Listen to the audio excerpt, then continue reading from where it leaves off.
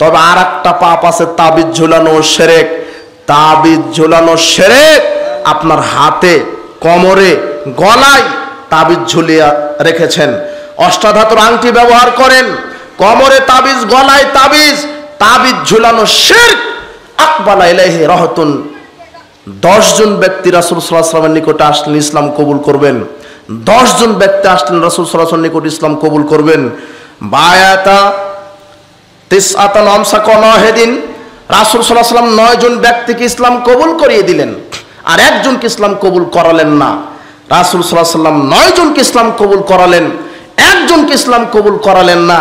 সাহাবীগণ অভিযোগ করলেন, আল্লাহর নবী, বায়াতা তিসআতান তারাকতাহা, আপনি একজনকে ছেড়ে দিলেন কেন? তখন রাসূলুল্লাহ বলছেন, ইন্না আলাইহি তামিমা, দেখো এই লোকের হাতে তাবিজ আছে, এই লোকের হাতে তাবিজ আছে। ফাদখালা ইয়াদাহু ফাকাতাহা, লোকটা তাবিজটা আঙুল ঢুকে ছিঁড়ে ফেলালেন। এরপরে রাসূল সাল্লাল্লাহু আলাইহি ওয়াসাল্লাম তাকে বায়াত দিলেন, ইসলাম কবুল করালেন। হাতে তাবিজ থাকা অবস্থায় ইসলামী কবুল করতে পারলো না, অথচ আপনি তাবিজ নিয়ে আপনি সালাত আদায় করেন, আপনার সালাত কবুল হবে না। আরে হাতে তাবিজ থাকা অবস্থায় রাসূল সাল্লাল্লাহু আলাইহি ওয়াসাল্লাম ইসলামী কবুল করালেন না, অথচ আপনার মসজিদের ইমাম তাবিজের ব্যবসাও করে, ইমামতিও করে। এটা কি সহ্য করা যায়? তাবিজ থাকা অবস্থায় ইসলামী কবুল হয় না, আর অথচ আপনার মসজিদের খতিব তাবিজ ব্যবসা করছে, বিক্রি করছে, আবার ইমামতিও করছে। যে ইমামের শিরকি আকীদা, তার পিছনে সালাত হবে না। যে ইমাম খতিব তাবিজ বিক্রি করে, সে মুশরিক। তাবিজ ব্যবহার করা, ঝুলানো শিরক। যে বিশ্বাস করে আল্লাহ নিরাকার, তার পিছনে সালাত হবে না। যার আকীদা আল্লাহ সর্বত্র বিরাজমান, তার পিছনে সালাত হবে না। যার আকীদা নবী গায়েব জানে, তার পিছনে সালাত হবে না। যার আকীদা নবী নূরের তৈরি, তার পিছনে সালাত হবে না। যার আকীদা পীর সাহেব মানুষকে হেদায়েত দিতে পারে, পীর সাহেব মানুষকে সুপারিশ করে জান্নাত দিতে পারে, এর পিছনে সালাত হবে না। মুশরিক, এই পথভ্রষ্ট ভ্রান্ত আলেমের পিছনে সালাত হবে না। কেন? এর আকীদাতে শিরক আছে। তাবিজ ঝুলানো শিরক, বাচ্চার কপালে কালো টিপ দেওয়া শিরক, বদনজর থেকে বাঁচাবে। বাহ, যেই আল্লাহ 10 মাস পেটে মানুষ করতে পারলেন, বুকের দুধ রিজার্ভ করে তাকে খাদ্য খাইয়ে বড় করতে পারবেন, সেই আল্লাহ বদনজর থেকে বাঁচাতে পারবেন না? আপনার আকীদা কালো টিপে? জি না। মুহাম্মদ সাল্লাল্লাহু আলাইহি ওয়াসাল্লাম বলছেন, ছোট বাচ্চা দেখলেই তাদের জন্য দোয়া করো, আউযু বিকালিমাতিল্লাহি তাম্মাতি মিন কুল্লি শাইতান ওয়া হাম্মা ওয়া মিন কুল্লি আইনিন লাম্মা। এই দোয়াটা পড়ে ফু দেন, এটা হলো শরীয়তের সমাধান। আর আপনি দিয়েছেন কালো টিপ, শয়তান বলে দিয়েছে। কেন? কালো টিপ বদনজর থেকে বাঁচাবে। জি না। তাবিজ ঝুলানো শিরক, কালো টিপ পরা শিরক, অষ্টাধাতুর আংটি ব্যবহার করা শিরক, তামার বালা ঝুলানো শিরক। সমাজে এগুলি শিরক আছে। রাত্রে ঘরের আবর্জনা ঝাড়ু দেওয়া যায় না, এটা হলো শিরক। রাত্রে ফল পড়া যায় না, পাতা পড়া যায় না, এই আকীদা শিরক। রাত্রে মানুষকে টাকা ধার দেওয়া যায় না, এই আকীদা শিরক। সকালে দোকানে গেছেন জিনিস নেওয়ার জন্য, দোকানদার বলছে জি না, বাকিতে সকালে প্রথম কাস্টমারকে বাকি দেওয়া যাবে না। কেন? সারাদিন বাকিতেই যাবে, এই আকীদা শিরক। বুঝতে পারেননি কথা? আপনার এই যে দোকানদার দেখেন দোকানে সকালে বাকি দিবেন না, হলো মুশরিক। ওর যদি বয়স 90 বছর হয়, 90 বছরে কোনো আমল তার খাতাতে নেই, কেন? শিরকি আকীদা। সকালে দোকানে বাকি দেওয়া যায় না। আপনার সিএনজি ড্রাইভার, আপনার মোটরসাইকেলের ড্রাইভার বা যেই হোক, যারা অটো চালক, রিক্সা চালক, ভ্যান চালক, ভাড়ার প্রথম টাকাটা নিয়ে চুমা খাচ্ছে, হ্যান্ডেলে ঠাকাচ্ছে, আবার এবার প্রণাম করছে, হিন্দুরা যেভাবে করে। আবার ওর আকীদা যে প্রথম ভাড়ার টাকাটা একটা মাজারে বা পীরের দরগায় দিলে গাড়িটা অ্যাক্সিডেন্ট হবে না, অথচ তার গাড়িটা অ্যাক্সিডেন্ট থেকে বাঁচাতে পারে কে? ওর আকীদা পীর সাহেব বাঁচিয়ে দিবে। বুঝেননি কথা? কত আকীদা খারাপ। স্বামী স্ত্রী অপবিত্র অবস্থায় ভাত রান্না করতে পারে না, গোয়াল ঘর থেকে গরু বাহির করতে পারে না।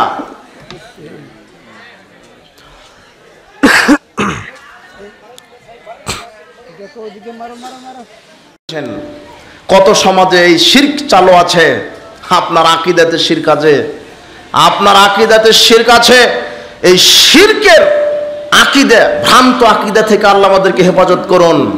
টিকটিকি ঠিক করছে, তাই আপনার নানি বলছে বেটা তোর কথা ঠিক, এটাও শিরক। আর আপনি যখন জমজ কলা খাচ্ছেন, জমজ কলা, তখন আপনার স্ত্রী ধমক দিয়ে, চাই আব্দুল্লাহর বাপ তুমি খাচ্ছ কেন, ওর দাদাকে দাও। মানে আপনি যদি খান তাহলে দুইটা বাচ্চা হবে আপনার স্ত্রীর, একসাথে দুইটা। বুঝতে পারেননি কথা? আর দাদাকে দিতে বললো কেন? দাদার বাচ্চা হওয়ার আর সম্ভাবনা নাই, তাই। এটা হলো শিরক। জি না, দুটা কলার কোনো ক্ষমতা নেই, বাচ্চা দিতে পারে এই ক্ষমতা কার? আল্লাহর। আল্লাহর সাথে আপনি ওয়াদা ভঙ্গ করেছেন। কত সমাজে শিরকি আকীদা চালু আছে, আযান হচ্ছে তখন আপনার স্ত্রী বলছে যে সন্ধ্যাবাতি জ্বালাতে হবে, তো ওটা তো হিন্দুদের আগুন জ্বালানো হলো। বুঝতে পারেননি কথা? তাহলে কত সমাজে শিরকি আকীদা আপনার ভিতরে চালু আছে।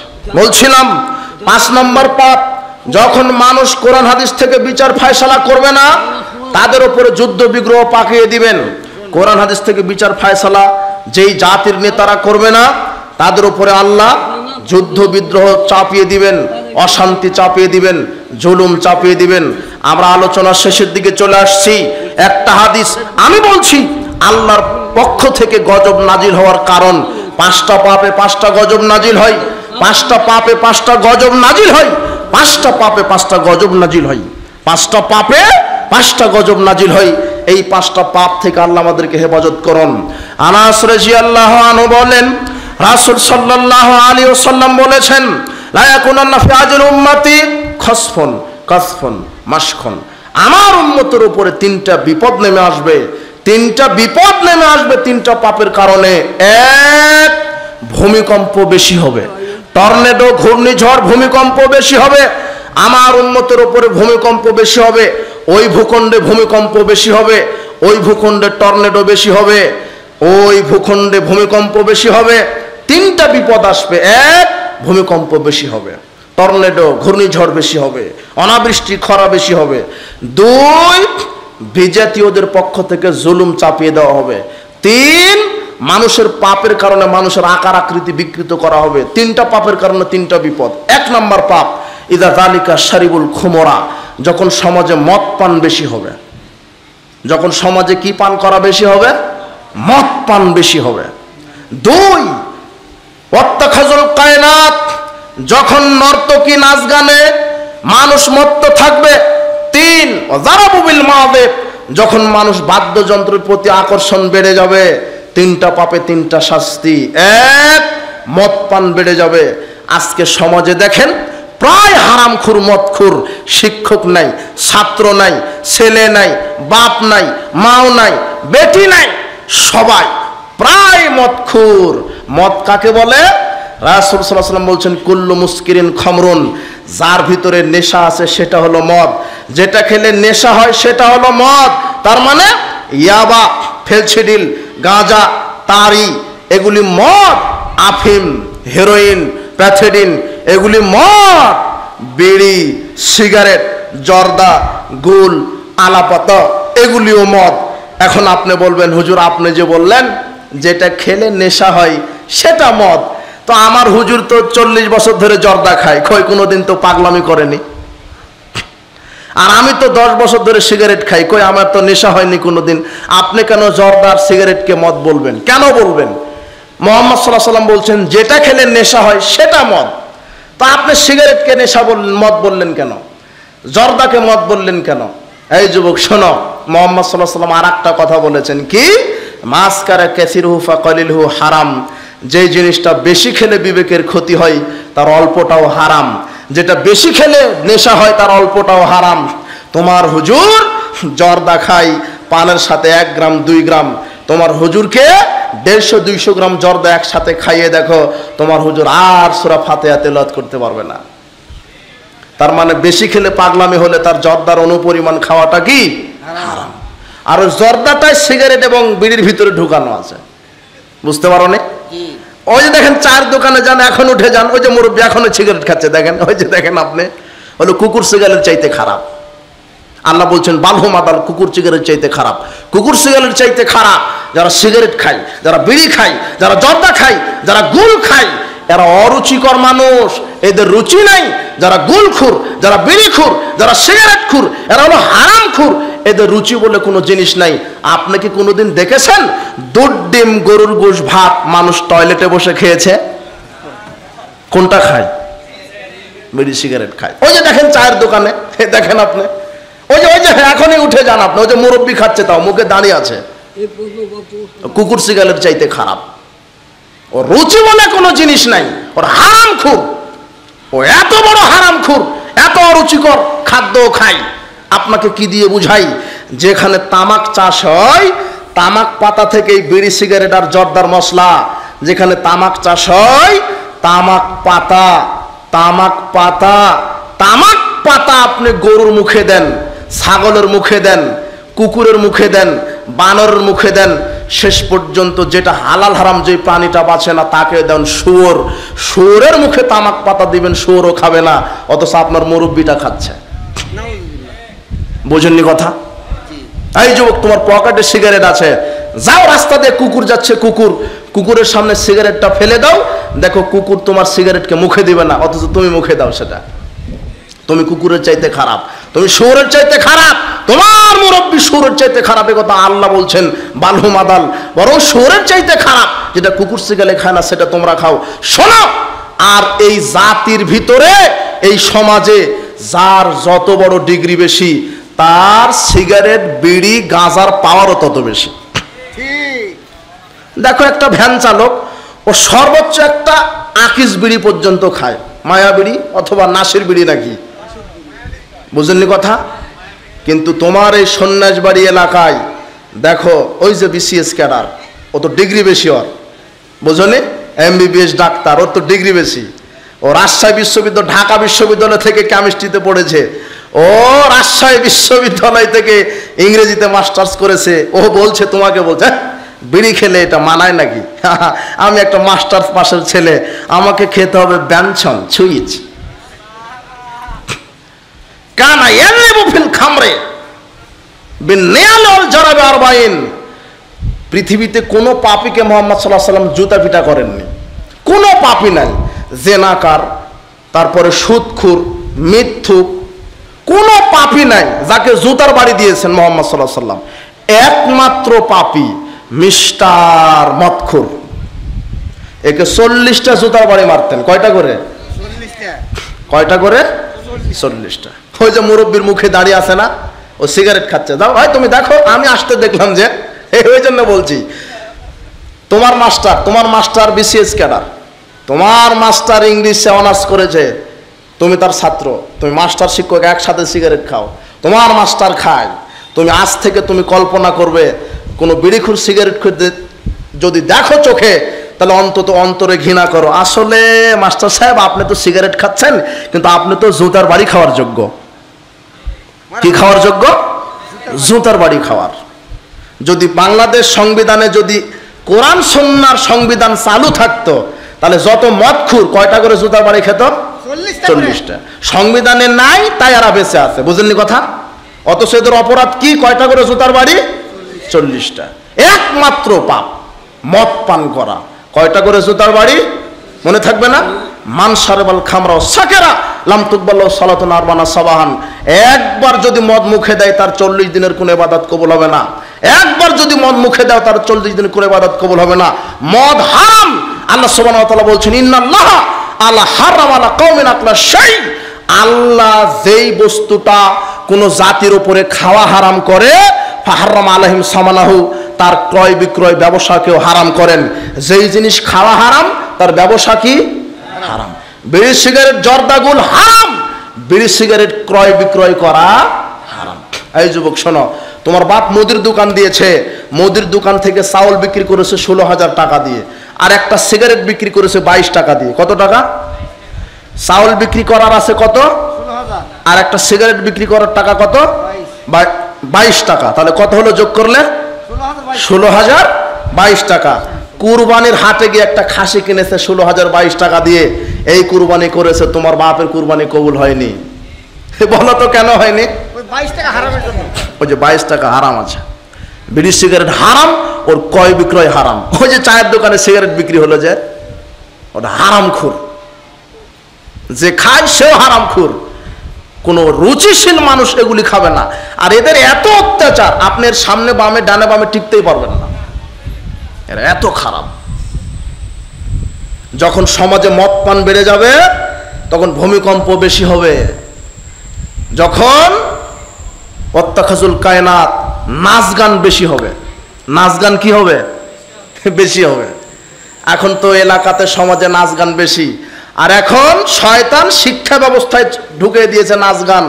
বলছে শিক্ষা ব্যবস্থা বলছে যে প্রত্যেকটা ক্লাসের সেকশনে 1 থেকে নিয়ে মাস্টার্স পর্যন্ত নাচ গান ব্যবস্থা চালু করা আছে। আর বলছে শিক্ষক যে যে যত বেশি নাচতে পারবে তাকে বেশি নাম্বার দেওয়া হবে। বুঝতে পারেননি কথা? ও নাচ গান ঢুকিয়ে দিয়েছে শিক্ষা প্রতিষ্ঠানে, সব জায়গাতে। শোনো, তোমার শিক্ষা প্রতিষ্ঠান বিদায় অনুষ্ঠান করবে, ক্লাস 9, 10 ইন্টারমিডিয়েটের ছেলে মেয়ে বিদায় নেবে, তখন বিদায় অনুষ্ঠান করলো, মঞ্চে নাচতেছে মেয়েটা, ইন্টারমিডিয়েটে পড়ে এমন মেয়েটা যাকে 2 বছর পূর্বে বিবাহ দিলে 2টা বাচ্চা হতো, এমন যুবতী মেয়ে ল্যাংটা পোশাক পরে মঞ্চের উপরে নাচতেছে, তার সাথে তার শিক্ষকও নাচে। যারা সাধারণ শিক্ষক তারা ওই ছাত্রীর হাত ধরে নাচানাচি করছে ল্যাংটা পোশাক পরে। আর শয়তানের বাক্স ধক্কাস ধক্কাস করে বাজতেছে। শিক্ষক নাচে, ছাত্রী নাচে, ছাত্র নাচে একই মঞ্চে। আর মঞ্চের চতুর্দিকে বুদ্ধিজীবী বসে আছে। যারা বুদ্ধিজীবী তাদের মুখে মোষ আছে, মোষে বোঝাই যায় না যে তার মুখ কোনটা পাছা কোনটা। আর মাথাটা ইন্টারন্যাশনাল এয়ারপোর্ট। এরা হলো বুদ্ধিজীবী, খাতা কলম নিয়ে বসে আছে। ওরা হলো বিচারক, যে যত ভালো বেশি নাচতে পারবে তাকে পুরস্কার দিবে। বিচারকের পাশে বসে আছে মেয়ের বাপ। মেয়ের বাপ বলছে মাস্টার সাহেব, ওই যে পণ্ডিতজি, বিচারক সাহেব, ওই যে মঞ্চে ওই যে লম্বা ফারসা করে মেয়েটা দেখেন, ওই যে চুল লম্বা ফারসা, ওই যে ভালো করে নাচতেছে দেখেন লম্বা, ওটাই আমার মেয়ে। একটু বেশি করে দোয়া করে দেন, ভালো করে যেন বেশ্যাগিরি করতে পারে। তখন এই বিচারক বলছে যে আলহামদুলিল্লাহ। আপনি নাউজুবিল্লাহ বলছেন কেন? এ বলছে কি আলহামদুলিল্লাহ। বুঝেননি কথা? আবার বলছে হুজুর আমার মেয়েটা নৃত্যকলা একাডেমিতে চান্স পেয়েছে। নৃত্যকলা একাডেমিতে চান্স পেয়েছে। নাচ গান হারাম। বিবাহের বৈঠকে, বিবাহ বার্ষিকীতে নাচ গান হয়, এগুলি কুসংস্কার কত যে। আর আমি তো আমার বাড়ি তো আশেপাশের এই এলাকাতেই। আর আমি তো পড়াশোনা করেছি চকশিমলা হাই স্কুলে। আমরা যখন পড়াশোনা করেছি তখন আপনাদের এই সন্ন্যাসবাড়ি, বান্দাইঘাড়া, তারপরে এই যে আরো এলাকাতে, আরো আমার নাম মনে হচ্ছে না, তখন মাদারের গান হতো। এটা কি জানেন আপনারা? আমার চাইতে তো আপনারাই বেশি জানবেন। আমি কিন্তু এই যে চকশিমলা হাই স্কুলে পড়েছি, যে 1 কিলোমিটার মনে হয়, 2 কিলোমিটার, তাই না? তখন এই মাদারের গান হতো আপনার এই সন্ন্যাসবাড়ি এলাকায়। এই যে আপনি বসে আছেন তো কয়জন লোক, আর মাদারের গান সারা রাত হবে। সারা আপনার স্ত্রী, আপনার বেটি সবাই বসে থাকে। তো কাকে কি দেখাচ্ছেন আপনি? আপনার চাইতে মুনাফিক আর কে হতে পারে? মোহাম্মদ সাল্লাল্লাহু আলাইহি ওয়াসাল্লাম বলছেন ইয়া জালামিল হুমুল কিরদাতুল খানাজির, যারা গান বাজনা বাজায়, শ্রবণ করে, এরা হলো শুয়োর আর বানর। এরা কি? শুয়োর। এরা কি? শুয়োর আর কি? বানর। মোবাইলে গান বাজে, টিভিতে গান বাজে। আপনি কত গান বাজার অনুষ্ঠান করছেন, নাউজুবিল্লাহি মিন জালিক। গান বাজনা হারাম, এর ক্রয় বিক্রয় হারাম, এর ব্যবসা হারাম। যে শ্রবণ করে, যে ব্যবস্থা করে সমান অপরাধী। এদেরকে শরীয়ত বলেছে এরা হলো কুকুর, সিগাল, শুয়োর। আপনি হারাম কাজ থেকে বিরত থাকেন। যখন সমাজে গান বাজনা বেশি হবে তখন কি হবে? যখন সমাজে গান বাজনা বেশি হবে তখন সমাজে ভূমিকম্প হবে। অত্যাচারী শাসক অত্যাচার করবে। এরপরে অজরাবুবিল মাহাজিব, বাদ্যযন্ত্রের প্রতি যারা ঝুঁকে যাবে। সব জায়গাতে বাদ্যযন্ত্র। বিবাহের অনুষ্ঠানে 31 নাইট, পহেলা বৈশাখ, অমুক বিদায় অনুষ্ঠান, সব সময় বাদ্যযন্ত্রের প্রতি যখন আপনি ঝুঁকে যাবেন তখন এগুলি গজব নাজিল হবে। বলছিলাম সময় একেবারেই অনেক হয়ে গেছে। আপনাদেরকে যেটা বলতে চাচ্ছি, আল্লাহর পক্ষ থেকে গজব নাজিলের কারণ আমাদের নিজের 2 হাতের কামাই করা।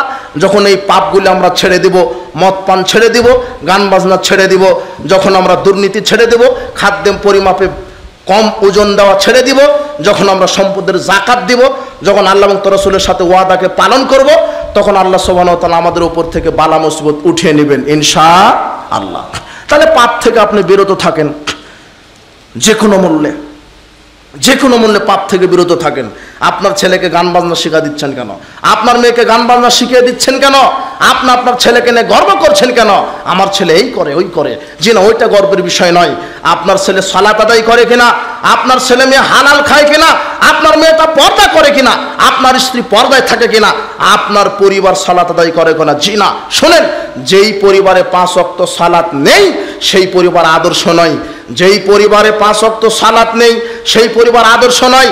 যেই পরিবারে ফজরে মাগরিবের পরে কোরআন তেলাওয়াত হয় না সেই পরিবার আদর্শ নয়। যেই পরিবারের ছেলে মেয়ে পর্দা করে না সেই পরিবার আদর্শ নয়।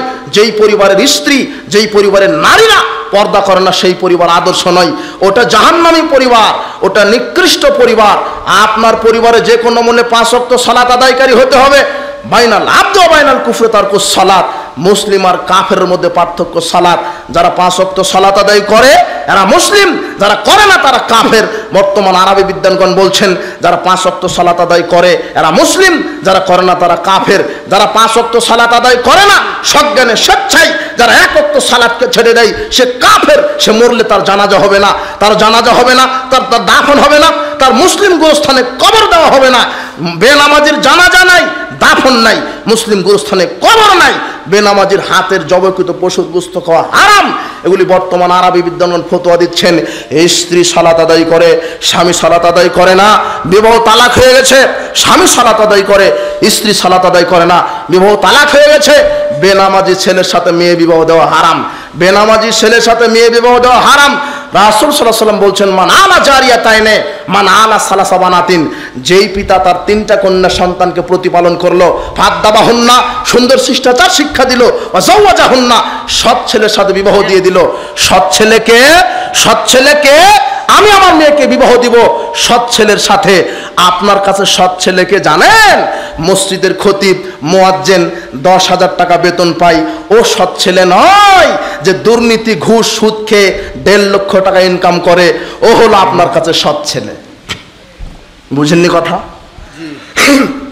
ডিগ্রি কত, বেতন পায় কত, গাঁজা খায় কতখানি এটা দেখার দরকার নাই, বেতন পায় কত এটা দেখতে হবে। বুঝেননি কথা? সালাত আদায় করুক আর না করুক, ওযু জানুক আর না জানুক, বেতন পায় কত দিতে হবে। শোনেন, বেনামাজির সাথে মেয়ে বিবাহ দেওয়া হারাম। বেনামাজি অমুসলিম, ও কাফের। অমুসলিম বলছি কেন? বেনামাজি হলো কাফের। বেনামাজি কি? ওর মরলে ওর গোসল চলবে না, ওর জানাজা চলবে না। পৃথিবীতে সব পাপের চাইতে নিকৃষ্ট পাপী বেনামাজি।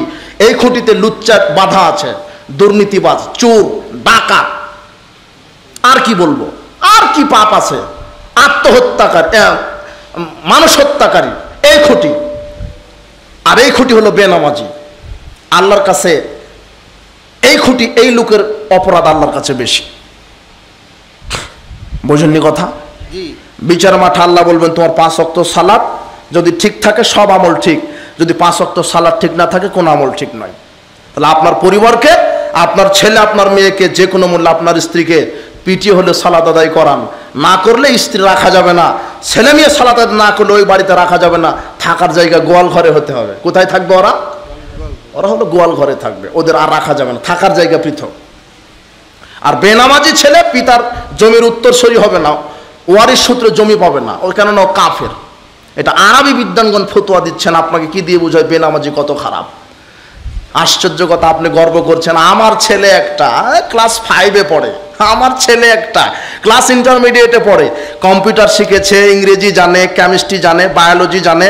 হুজুর এই যে এটা আমার ছেলে, নাম আব্দুর রহমান, নাম আব্দুর রহমান রেখেছি। হ্যাঁ এই যে আচ্ছা, আমাকে বলছে, ছেলেকে বলছে বেটা এই যে আকবর বিন আবেদ, ওই যে মোবাইলে ওয়াজ শোনো না, এটাই আকবর বিন আবেদ। আকবর বিন আবেদ সাহেব একটু ইংরেজি ধরেন, দেখেন সব পারে আমার ছেলেটা। মোবাইলের সব ফাংশন শিখেছে, মোবাইলের সব ফাংশন জানে, কম্পিউটারের সব ফাংশন জানে। আরে ধরেন না, সবই পারে। আব্বু আব্বু এটাই সেই বক্তা, সালাম দাও। তখন এই ছেলেটা বাম হাত আগিয়ে দিচ্ছে। কোন হাত আগিয়ে দিচ্ছে? বাম হাত। সবই পারে বাম হাত, কিন্তু সবই শিখিয়ে দিয়েছে, কিন্তু কি শিখিয়ে দিতে পারেনি? সালামটা। বুঝতে পারেননি? এই ছেলে না আপনি গর্ব করেন? জি না। ওযু জানে না, আজানের পরে মসজিদে যায় না, ও জানাজার দোয়াটাই শিখেনি, বিসিএস ক্যাডার। আমি আপনার ছেলেকে বিশেষ ক্যাডার হতে নিষেধ করিনি, আইনজীবী, সচিব, র্যাব, পুলিশ হতে নিষেধ করিনি, তবে আপনার ছেলেকে কোরআন সুন্নাহ শিক্ষা দিতে হবে, তারপরে অন্য কথা। পণ্ডিত আর মাঝি নদী পার হচ্ছে, মাঝিকে পণ্ডিত বলছে, আয় মাঝি, তুমি অঙ্ক জানো? তো না, তা তো জানি না। তো তোমার জীবন তো 10 আনায় বৃথা। তুমি কি বাংলা জানো? তাও জানি না, 12 আনায় বৃথা। তুমি কি ইংরেজি জানো? ইংরেজি জানি না, আরে তোমার জীবন তো 14 আনায় বৃথা। এর মধ্যে ঝড় বৃষ্টি শুরু হয়েছে, নৌকা হেলাধুলা করতেছে। এখন মাঝি বলছেন, পণ্ডিতজি আপনি কি সাঁতার জানেন? তখন পণ্ডিতজি বলছেন, না তো, আমি তো সাঁতার জানি না।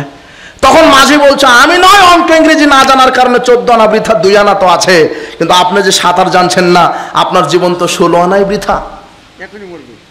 বোঝেননি কথা? তো আপনার ছেলে বিশেষ ক্যাডার আইনজীবী সচিব হয়ে কি হলো? ও তো ওজুই শিখেনি, বুঝতে পারেননি? বিশেষ ক্যাডার, ও বলছে আসসালামু আলাইকুম। কি বলছে? শয়তান বলছে আসসালামু আলাইকুম।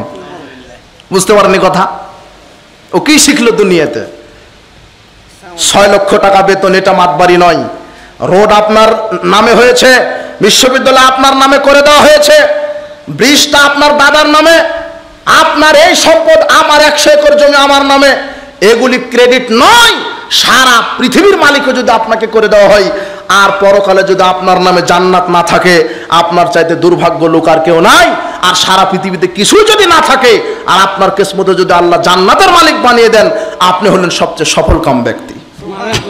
আপনি দুনিয়া নিয়ে কি করবেন? আপনার ডিগ্রি কি করবেন? আপনার অর্থ কি করবেন যদি দিন আপনার ভিতরে না থাকে?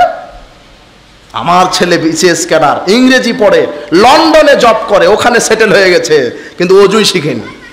বুঝতে পারেননি কথা? মানুষ হন, কোরআন সুন্নাহকে আগে বোঝার চেষ্টা করেন। আপনার ছেলে মেয়েকে কোরআন সুন্নাহ শিক্ষা দেন। হারাম খাবে না, দুর্নীতি করবে না, সুদের সাথে জড়িত থাকবে না, গান বাজনা পরিহার করবে। আজকের বৈঠকে আপনাদের কাছে 5টা আমাদের পক্ষ থেকে নসিহা, যে কোনো মূল্যে পালন করবেন। যদি আপনি মানুষ হন, মুসলিম হন, 5টা জিনিস জরুরি। 1, যে কোনো মূল্যে 5 ওয়াক্ত সালাত, যে কোনো মূল্যে। 2, হালাল রুজি, হালাল রিজিক। 3, আল্লাহর ফরজ ইবাদতের পাবন্দি হওয়া। 4, আল্লাহ কাবিরা গুনাহ থেকে বিরত থাকবেন। শিরক, বিদআত, গীবত করা, মানুষের হক নষ্ট করা, মিথ্যা কথা বলা, বড় বড় পাপ থেকে বিরত থাকবেন, কাবিরা গুনাহ। 5, যার নাম মানুষ, তার সাথে ভালো আচরণ করবেন। অবশ্যই আল্লাহ ক্ষমা করবেন, জান্নাত হবে ইনশাআল্লাহ। বলেন ইনশাআল্লাহ।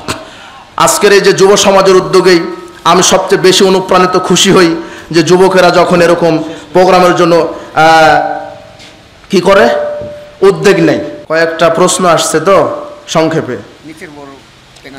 রিজিক এবং বিবাহ কি লাউহে মাহফুজে লিখিত আছে? জি, রিজিক, বিবাহ সব তাকদিরে লিখিত আছে, সব আগে থেকেই তাকদিরে লিপিবদ্ধ। তবে তাকদির দোয়ার মাধ্যমে পরিবর্তন হয়, এজন্য বেশি বেশি দোয়া করবেন। কারো আকীদা শুদ্ধ হলে তার পরিণাম কি? জাহান্নাম। আকীদা যদি অশুদ্ধ হয়, কারো আকীদা অশুদ্ধ হলে পরিণাম জাহান্নাম। শিরকি আকীদা নিয়ে জান্নাত হবে না। শিরকি আকীদা মানে ওই যে আল্লাহ নিরাকার, নবী নূরের তৈরি, হায়াতুন নবী, নবী মরেনি, কবরে জীবিত আছে, নবী গায়েব জানে, বুঝেননি? হ্যাঁ, নবী করিম সাল্লাল্লাহু আলাইহি সাল্লাম জন্ম না হলে আল্লাহ কিছুই সৃষ্টি করতো না। এই যে কত যে ভ্রান্ত আকীদা। নবী মোহাম্মদ সাল্লাল্লাহু আলাইহি সাল্লাম গায়েব জানেন, রাসূল সাল্লাল্লাহু আলাইহি সাল্লাম কবরে জীবিত আছেন, মারা যাননি। এগুলি হলো শিরকি আকীদা, হায়াতুন নবীতে বিশ্বাসী। তো তিনি যদি জীবিতই থাকেন, তো মরবেন কখন? মরার তো আর সুযোগ নাই। এখনই যদি না মরেন, তাহলে আর মরবেন কখন? বুঝেননি? বলছে যে মরা নবী বলা যাবে না, জিন্দা নবী। তো জিন্দায় যদি থাকে, তাহলে মরবেন কখন? তাহলে তো চিরঞ্জীব হয়ে গেল। কি হয়ে গেল? চিরঞ্জীব। আর চিরঞ্জীব কে? তাহলে আল্লাহ চিরঞ্জীব, নবী মোহাম্মদ সাল্লাল্লাহু আলাইহি সাল্লামও চিরঞ্জীব হলো। তাহলে আল্লাহর সাথে কি হয়ে গেল? শিরক হয়ে গেল। অশুদ্ধ আকীদা নিয়ে জান্নাত হবে।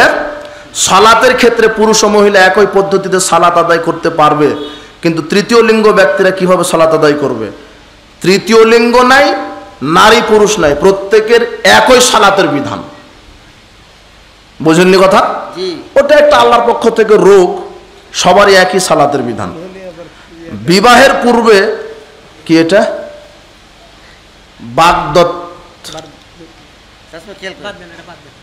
স্বামী স্ত্রী অবাধ মেলামেশা করা কি বৈধ হবে? বিবাহের বাগদত্তা আর কি, যেটা মানে মানে বিয়ের আগেই ওই যে একটা এঙ্গেজমেন্ট করে, এঙ্গেজমেন্ট এটা হারাম হারাম। এগুলো কি, এগুলো আপনারা বুঝেন না? আকীদা আমলের মাঝে সমন্বয় কিভাবে করা যায়? আকীদা শিরক মুক্ত আকীদা, আমল বেদাত মুক্ত আমল।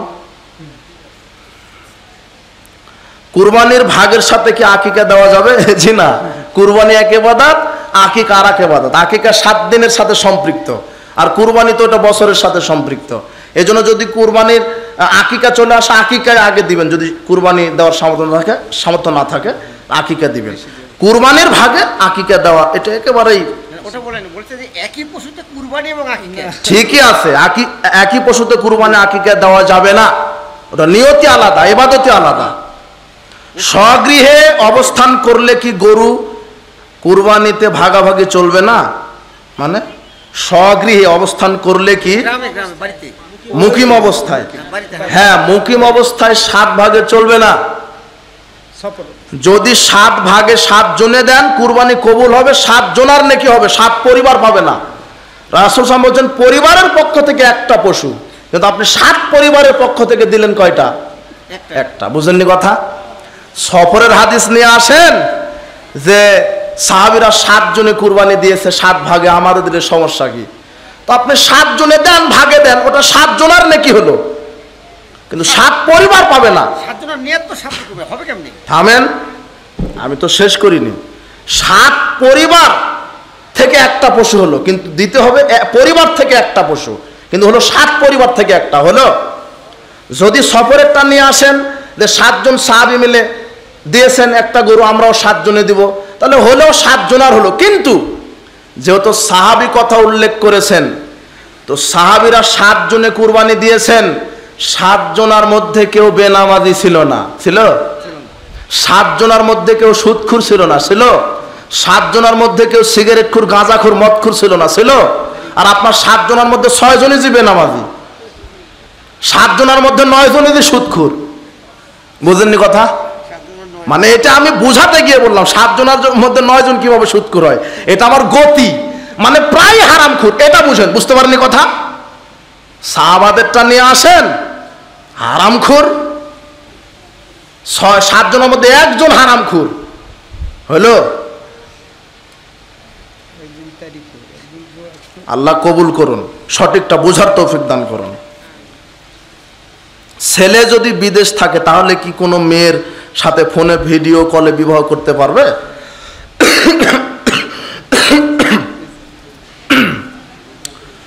সবাই উপস্থিত থাকলে, যেহেতু এটা একটা প্রযুক্তি, কি যুগ এটা, আধুনিক যুগ, হবে, সমস্যা হবে না।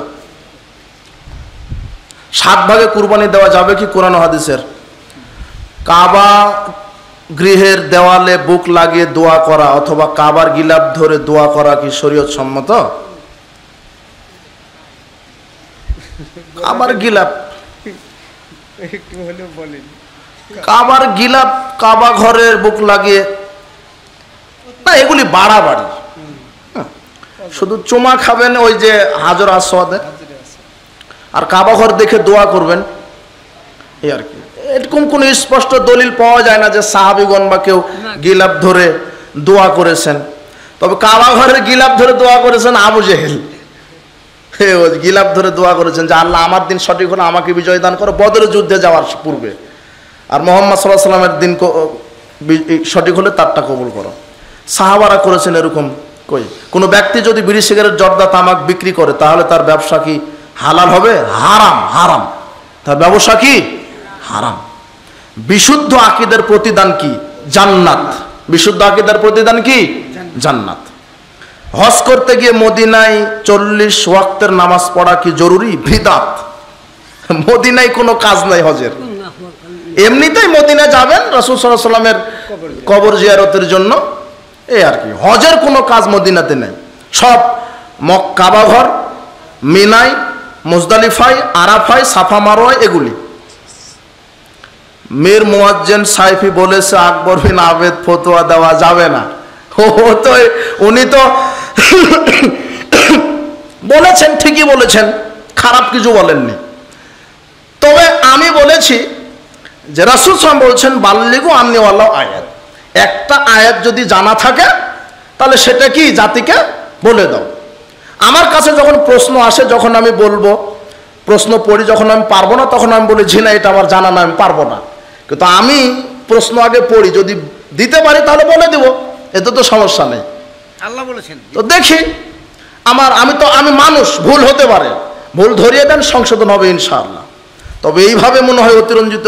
আর মাইকটা খুব খারাপ জিনিস, বুঝলেন? যখন মাইকটা চলে আসে যা তা বলা যায়। বুঝতে পারেননি কথা?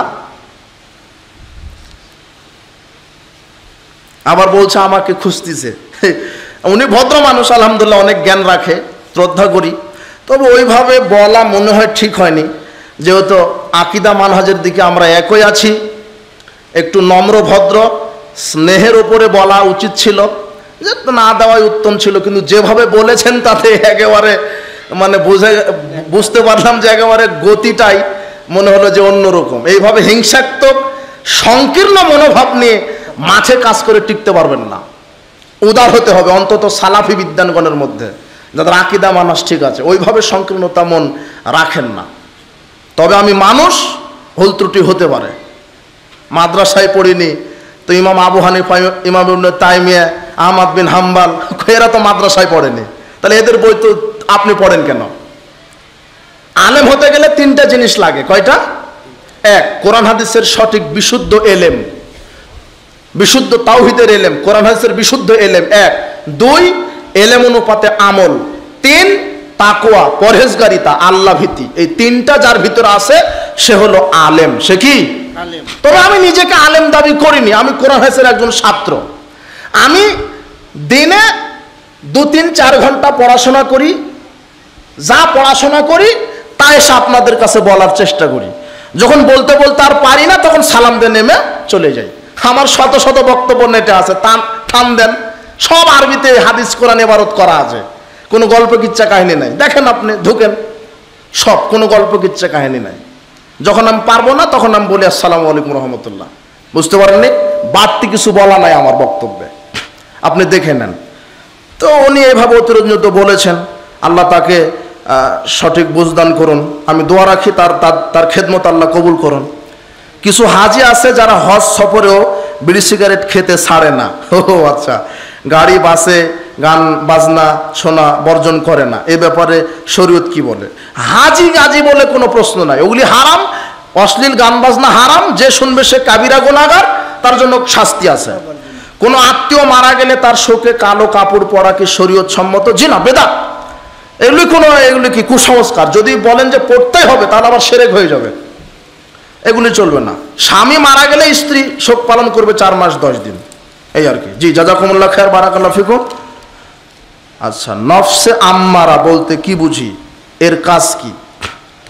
নফসে আম্মারা